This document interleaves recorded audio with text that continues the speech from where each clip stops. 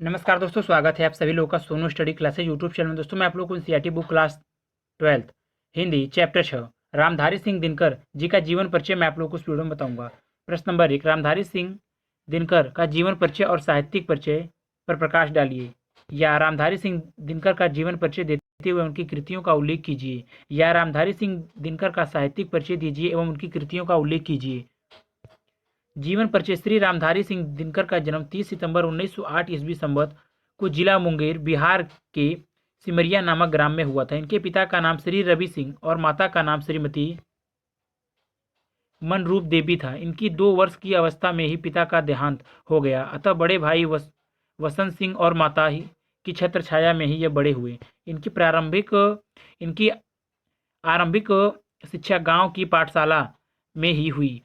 अपने विद्यार्थी जीवन में ही इन्हें आर्थिक संकट झेलने पड़े। विद्यालय के लिए घर से पैदल 10 मील रोज आना जाना इतनी व्यवस्था थी। इन्होंने मैट्रिक हाई स्कूल की परीक्षा मोकामा घाट स्थित रेलवे स्कूल हाई स्कूल से उत्तीर्ण की है और हिंदी में सर्वाधिक अंक प्राप्त करके भूदेव स्वर्ण पदक जीता। 1932 ईस्वी में पटना से इन्होंने बीए की परीक्षा उत्तीर्ण की। ग्रामीण परंपराओं के कारण दिनकर जी का विवाह किशोरावस्था में ही हो गया। अपने पारिवारिक दायित्वों के प्रति दिनकर जी जीवन भर सचेत रहे और इसी कारण इन्हें कई प्रकार की नौकरी करनी पड़ी। सन 1932 ईस्वी में बीए करने के बाद यह एक नए स्कूल में अध्यापक बने। सन 1934 ईस्वी में इस पद को छोड़कर सीतामढ़ी में सब रजिस्ट्रार बने। सन 1950 ईस्वी में बिहार सरकार ने इन्हें मुजफ्फरपुर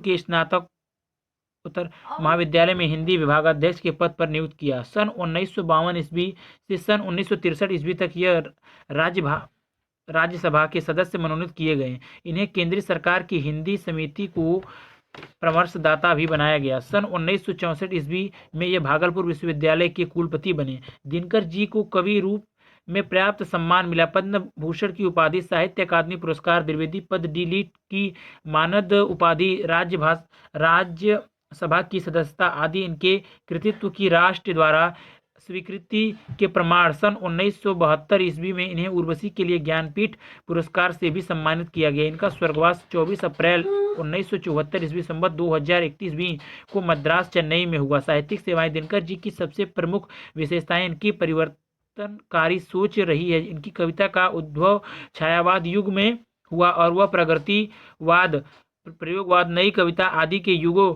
से होकर गुजरी। इस दीर्घकाल में जो आरंभ से अंत तक इनके काव्य में रही वह है इनका राष्ट्रीय स्वर। दिनकर जी राष्ट्रीय भावनाओं के ओजस्वी गायक रहे हैं। इन्होंने देशानुराग की भावना के ओतप्रोत, पीढ़ियों के प्रति सहानुभूति की भावना से परिपूर्ण तथा क्रांति की भावना जगाने वाली रचनाएं लिखी है। यह लोग के प्रति निष्ठावान, सामाजिक दायित्व के प्रति सजग तथा जन साधारण के प्रति समर्पित कवि रहे हैं। कृतियां। दिनकर जी की साहित्यिक विपुल हैं, जिनमें काव्य के अतिरिक्त विविध विषय गद्य रचनाएं भी हैं। इनकी प्रमुख काव्य रचनाएं रेणुका, हुंकार, कुरुक्षेत्र तथा उर्वशी है। इसके अतिरिक्त दिनकर जी के अन्य काव्य ग्रंथ निम्नलिखित हैं। 5 खंडकाव्य, रसमेरथी, कविता संग्रह, रसवंती, दंतगीत, सामधेनु, बापू, इतिहास के आंसू, धूप और धुआं, नीम के पत्ते, नील कुसुम, चक्रवात, कविश्री, सीपी और शंख,